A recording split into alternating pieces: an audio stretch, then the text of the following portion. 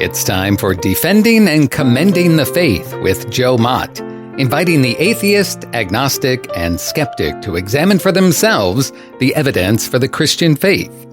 We are all limited by what we do not know and by the things we think we know but are not true.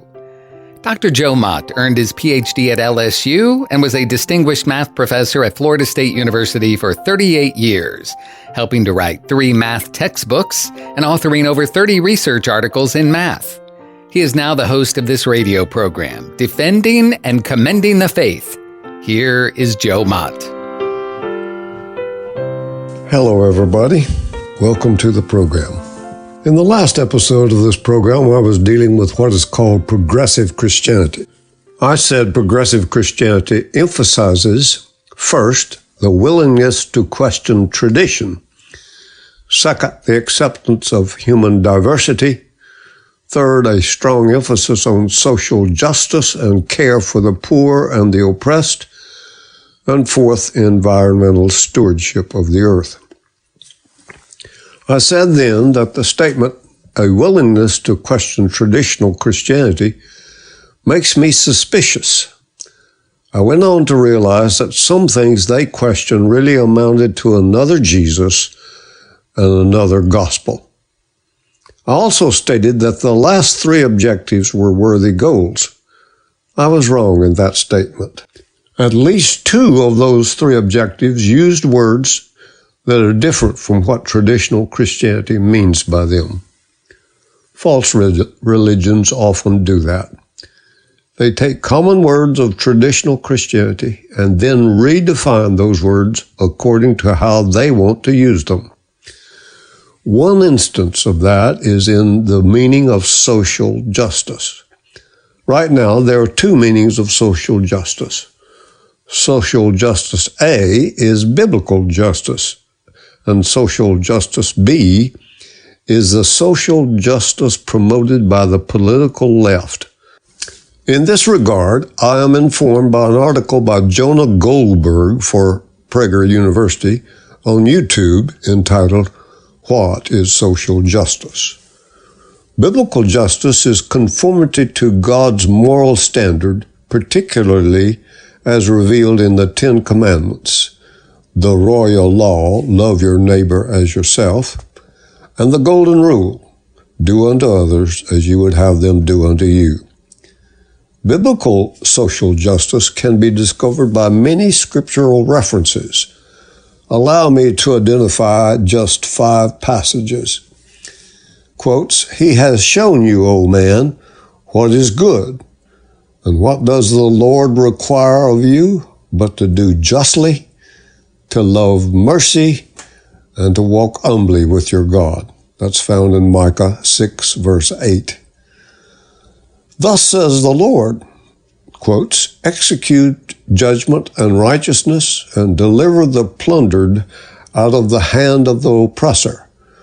Do no wrong, and do no violence to the stranger, the fatherless, or the widow, nor shed innocent blood in this place.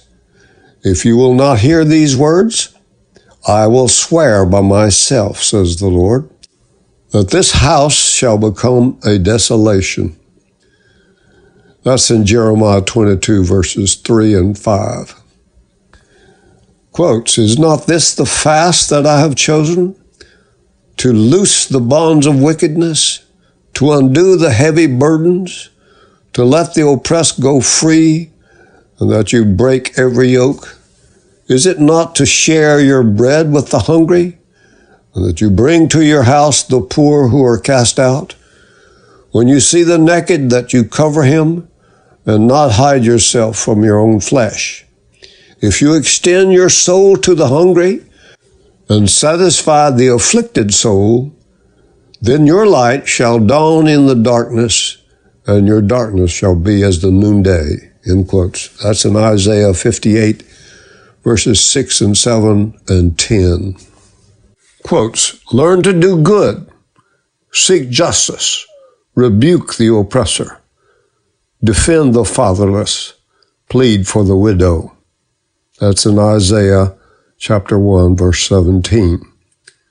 Quotes, "Pure and undefiled religion before God and the Father is this, to visit orphans and widows in their trouble, and to keep oneself unspotted from the world," end quotes. That's in James chapter 1, verse 27. Early in the history of Christianity, the Romans had a practice of a human dump system where unwanted infants would be cast out on a dump as garbage. But Christians learned of this practice of infanticide and began to go to the dump and take the babies home and raise them as their own. Within a generation, Christianity abolished the human dump system of infanticide. Add to that, more hospitals and orphanages have been built by Christianity than any other group in the history of the world. Both social justice A and social justice B promote helping widows, orphans, and the poor and the needy. But social justice B plays out on the possibility that the meaning of social justice that they use will be accepted without questioning what they mean by the term. They hope that you will think they mean what social justice A, that is, biblical justice, means. But there is a vast difference between how justice is implemented in these two separate meanings of social justice. In the Bible's concept of social justice, the injunction to help the widow, orphans, the poor, and the needy is not a suggestion from God. It is His command to be obeyed. But the help that is given is voluntary. But for the political left, social justice are actually code words that mean that your freedom must be sacrificed in order to redistribute income. Redistributing income is the goal, and helping the needy is a camouflage to enable the accomplishment of that goal. This idea of redistributing income is a socialist/Marxist/communist term, meaning that the state would amass ever-increasing power in order to do what the champions of social justice B decide for the moment. But that decision might change tomorrow. They would have you believe that what they advocate are good things. But first, last, and always, that means the good things will come down in favor of economic redistribution. According to the doctrine of social justice B, the haves always have too much, and the have-nots never have enough. You don't have to take my word for it. That is precisely how the UN report on social justice defines the term. Quotes, "Social justice may be broadly understood as the fair and compassionate distribution of the fruits of economic growth.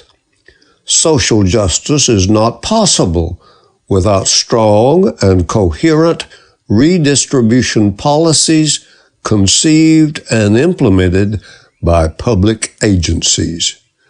I reiterate, strong and coherent redistribution policies by public agencies. And the UN report gets worse. It goes on to insist that, quotes, "present-day believers in an absolute truth identified by virtue and truth are neither willing nor desirable companions for the defenders of the forces of progress," end quotes. Let me give a translation of what the UN report really implies. If you believe in truth and justice, independent of what the so-called defenders of the forces of progress, that is, the left/socialist/Marxist/communist idea of progress, then you are an enemy of social justice B. What they call compassion is actually when the government takes your money and gives it to someone else. and they in turn label you as being greedy if you object by declaring you want to keep your money. Allow me to give an illustration of this process. Suppose I go to a restaurant to eat a meal. My server took my order, brought my drink, brought me my meal. All the while another person was taking a break and outside smoking. I finish my meal, and instead of tipping my server, I give the tip to the one outside smoking. If you were my server, how would that make you feel? The underlying point of social justice B then amounts to a sweeping indictment of a free society. It suggests that any perceived unfairness, sorrow, or economic desire must be addressed by yet another government effort to remedy that unfairness, sorrow, or economic desire. All the government needs to do is invoke the catchphrase social justice, and we are off to another government effort of redistributing income. The invocation of social justice always works from the assumption that the fair and just people can simply impose fairness, prosperity, and any other good thing they can think of. And the only institution capable of social justice, in their view, is the state. The self-declared champion of social justice believed the state must remedy and can remedy all perceived wrongs. Anyone who disagrees is an enemy of what is good and right, and the state must coerce them to do what is socially just. But then the end result is that we are no longer a free society. Is that the kind of society you want to live in? If it is not, beware what will be done in the name of social justice B. Let me close this episode with a story from history where a small act of kindness brought about a great impact. Lewis and Clark's famous expedition to the Pacific Northwest in 1804 almost came to an untimely and deadly end. Half starved and almost frozen, the men staggered out of Idaho's snowy Bitterroot Mountains and into the camp of the Nez Perce Indians.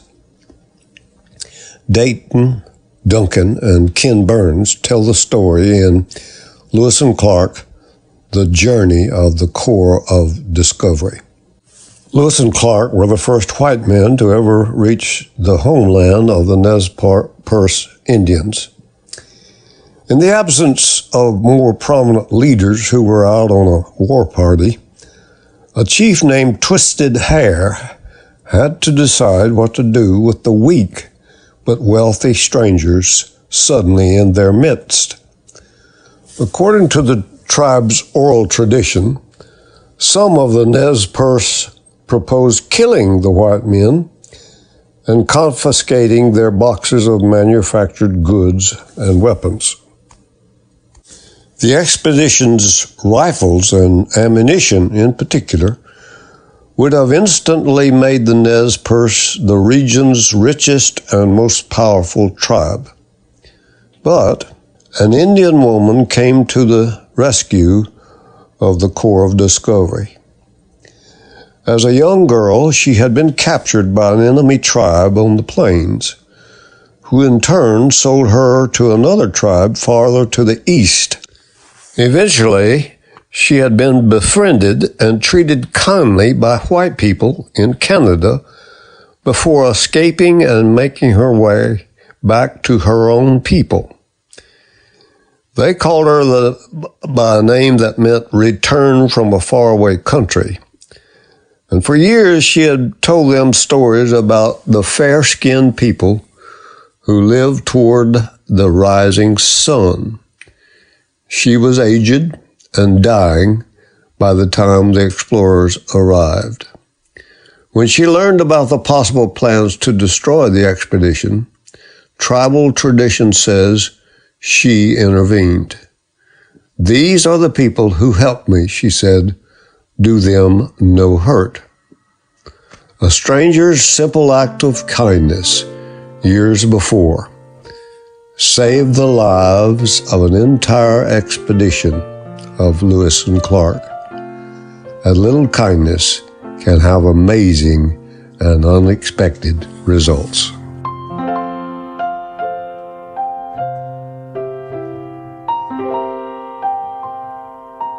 Thank you for listening to Defending and Commending the Faith with Joe Mott, a production of Wave 94 Radio in Tallahassee, Florida.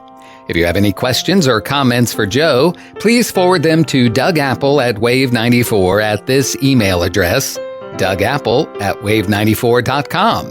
And be sure to join us every Monday evening at 6:45 p.m. on Wave 94 and subscribe through your favorite podcast app. Defending and Commending the Faith with Joe Mott.